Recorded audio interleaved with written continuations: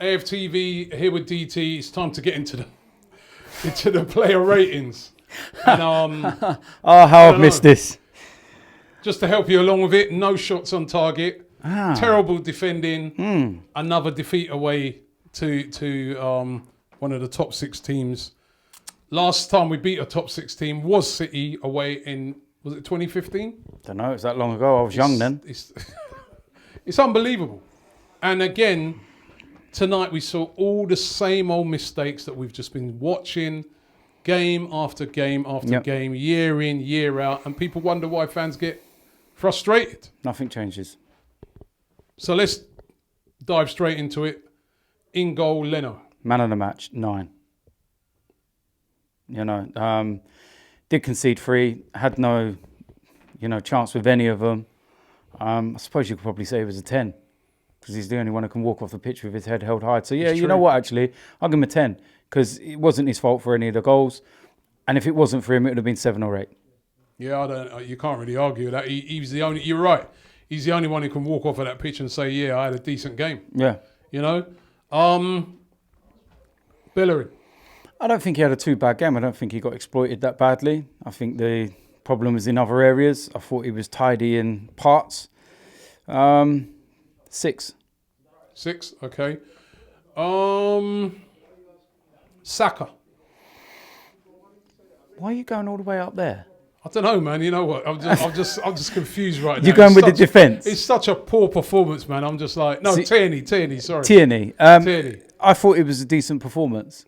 I thought he'd done well, given the fact it was his first game back in a very long time, given that he was injured as well before the lockdown. But same as Hector, really, neat and tidy. Tried to link the play. First 20 minutes, done that well. And then it just became really difficult in the second half, and it was damage limitation, so 6 as well. All right, Murray? Up he went off. Can you really give him a mark in? He was on there 15 minutes, wasn't he? I really Straight wouldn't. 5? Yeah, just give him that because it was... Mustafi? I don't think he was that bad.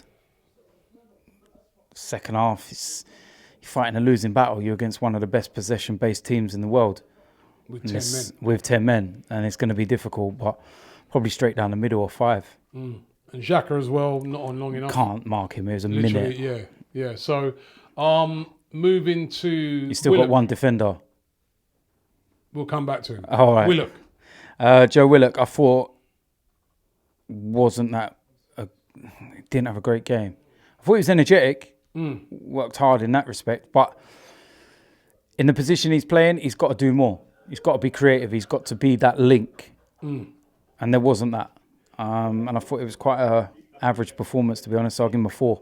All right. LUIZ. 0. You're going to argue with that? You can't argue with that. You can't. You can't argue. I don't even think he would argue with that. I know that he's came out and given an interview on Sky tonight. Apparently apologised, right? Yeah. What's he want? You're lucky we didn't go to the game because you'd be paying for our match tickets. Do you know what I mean? That's the only consolation. We're not stuck on the M6 now. So, just dreadful. Experienced. Do we have to keep saying it, Robbie? Yeah. We're sitting here all the time. It's like, you may as well just put on repeat videos. Because we say it over and over and over again. When are we going to finally have defenders that can defend? You know, the one person I feel sorry for, and I've been saying it for about over a year, is LENO. The guy deserves defenders in front of him. You know, he deserves that. And it's about time we sorted that out. We have to sort it out, Robbie. That is the priority. Stop talking about certain positions in midfield or anything else. The first priority at this football club is our defence. You build from the back. So we look at, it's such a appalling performance that I'm forgetting who was even in that midfield. It was Guendouzi. I thought he worked hard. But again, once you got to about the 30th minute, he was kind of chasing shadows.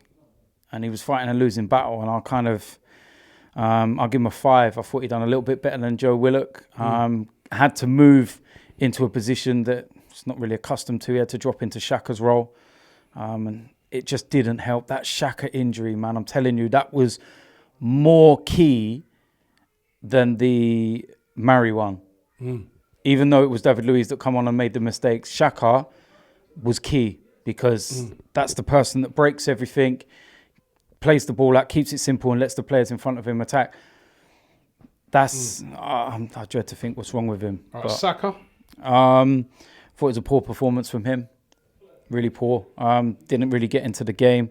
Didn't have an opportunity to get in the game. When he did, he looked quite flat. Didn't have that spark about him that he had before lockdown. So same as Joe Willock, I give him a 4. Are we done, Willock? You lot are going to sing a song. I'm forgetting. I'm You're going to break out into a duet. Who are we thinking now? I'm going to sing a song.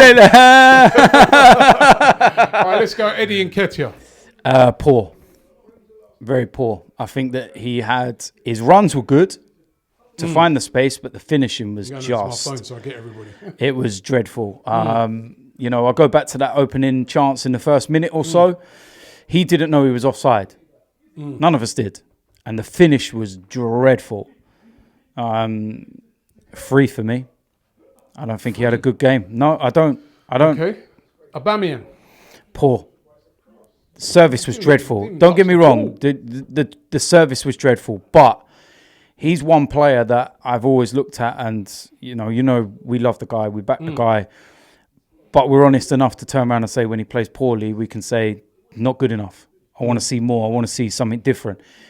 It looked at one point in the game like his head had dropped, like he had that look as if to say, "Here we go again.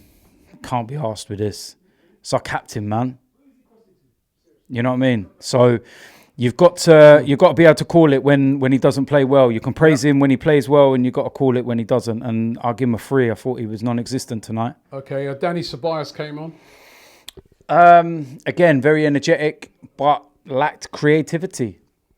That's the thing. If you're going to play in those midfield roles in the position in the formation that Mikel Arteta set out, you need to be a link. You need to be that man, and there was no link. So again, I'll give him a 4. All right. Reece Nelson. A couple of good moments in there. There was the chance near the end for Obar, which he created. I thought that was really good and really promising. But I don't think you can really give him more than a 4 because he was on the pitch 15 minutes. Lacazette. Same again, never really got involved. Had a little break down the left and it was a poor cross. I'm not really going to give more than 4 because he had 15 minutes. Maitland-Niles. Same again. One of the 3 that was all brought on at the same time. I think he was on there for damage limitation. Just bring him on, try and shore it up. At 2-0, we knew the game was done. We're not getting back into it. Let's get out of here with 2-3-0 and not 5-6-0. And Arteta.